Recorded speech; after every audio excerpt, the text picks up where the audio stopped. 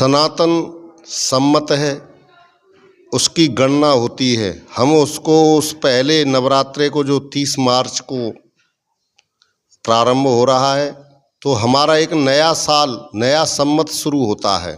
तो हम देखिए पहुंच चुके हैं पंडित जी के पास। तो पंडित जी से जानेंगे कि चैत्र महीना में जो चैत्र का नवरात्रि भी आता है और राम जी का जन्म भी होता है और गेहूं का फसल का भी वजह होती है, इसमें क्या रीजन है कि एक साथ इतना दिखा जाता है? जय श्री कृष्ण, जय माता दी। ये जो नवरात्रे आते हैं चैत्र के, इसमें सबसे पहला तो ये आधार है कि ये हमारे जो सनातन सम्मत है, उसकी गणना होती है। हम उसको उस पहले नवरात्रे को जो 30 मार्च को प्रारंभ हो रहा है, तो हमारा एक नया साल, नया सम्मत शुरू होता है। जैसे अब 2081 चल रहा है, तो 30 मार्च से 2082 की गणना हो जाएगी। और उत्सव है ये शक्ति दुर्गा माता का पूजन, नवरात्रे और खेत्री आदि बीजने का जो विधान है, जो हमारी सुख समृद्धि का प्रतीक खेती को माना जाता है। और खेती की जो फसल होती है वो भी माना जाता है कि जैसी बहुत अच्छी खेती निकलती है महामाई के इस नवरात्रों में, तो किसान भी उसको देख कर के प्रसन्न होता है कि हमारी खेती की जो फसल है वो भी इसी खेती की तरह अच्छी औसत की निकलेगी। और हर्ष किसान के अंदर जब खेती का प्रतीक दिखाई देता है, तो अपनी समृद्धि का प्रतीक भी दिखाई देता है।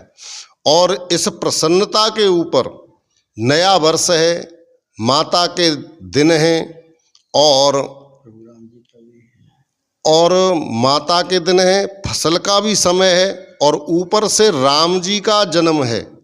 क्योंकि अंतिम जो नवरात्रा होता है, उस नवरात्रे को समाप्त करके और फिर रामनवमी उस दिन मनाई जाती है।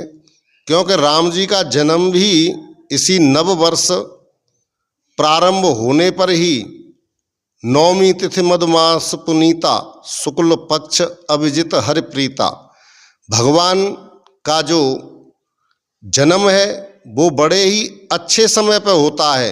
क्योंकि जन जन में उत्साह इस समय होता है, खासकर किसानों में तो होता ही है। और किसानों में जब होता है, कृषि प्रधान देश है ये, तो किसानों में उत्साह होता है तो पूरे भारतवर्ष में व्यापारी इत्यादि सब में ही प्रसन्नता होती है। क्योंकि समृद्धि हमारी कृषि है, और कृषि अच्छी होती है, खेती अच्छी होती है, ऊपर से हम धार्मिक हैं, माता के व्रत में बने रहते हैं, और ऊपर से राम जी का जन्म, तो इतना मंगलमय ये समय है। नववर्ष इतने आनंद से हम भर जाते हैं कि हमारा सारा वर्ष ही, पूरा का पूरा वर्ष हर्षोल्लास में ही निकलता है।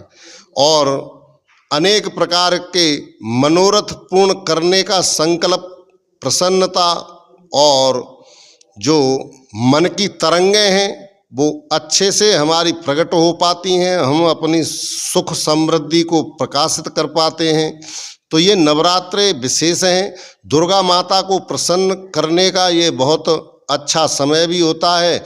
महामाई का वरदान ही है कि हमको अच्छी फसल, महामाई के पूजन अर्चन व्रत, और ऊपर से राम जी के जन्म की प्रसन्नता। तो ये त्यौहार और ये पूजा का जो हमारे सनातन पद्धति का एक विशेष अंग है, इसको हम हर्षोल्लास से 30 मार्च को मनाएंगे। 30 मार्च को वैसे तो 10 बजे से भद्रा भी लगी हुई हैं। होलिका दहन 30 मार्च को रात्रि में होगा, और पूजन भी होगा। तो पूजन करने का विधान वैसे तो शाम के टाइम माताएं बहनें करती हैं, परंतु इस नवरात्रों में ये भद्रा का ख्याल रखते हुए चलो वो तो होली का था। नवरात्रे तो हमारे शुद्ध हैं। 30 मार्च से 6 मार्च को रामनवमी रहेगी। तो ये नवरात्रों के दिन मंगलमय, कल्याणमय, सबको सद्बुद्धि, शक्ति का संचार और प्रगति का संचार कराने के लिए नवरात्रे शुभ मंगल हैं। जय माता दी। जय माता दी। तो आप लोग देखें चैत्र महीना का क्या महत्व है, तो इसका पूरा जानकारी दिए हैं पंडित जी। और तो पंडित जी अपना थोड़ा सा इसमें नाम नहीं बताए थे, नाम और जगह बताइए। पंडित ब्रजेश ब्रजरमण, करमसर कॉलोनी, दुर्गा माता मंदिर में सेवा हमारी रहती है। और हम कथा का अभ्यास हमारा बना है, तो हम कथा भी करते हैं। श्रीमद् भागवत कथा, राम कथा, शिव महापुराण, देवी भागवत इत्यादि कथाओं से हम जुड़े हुए हैं।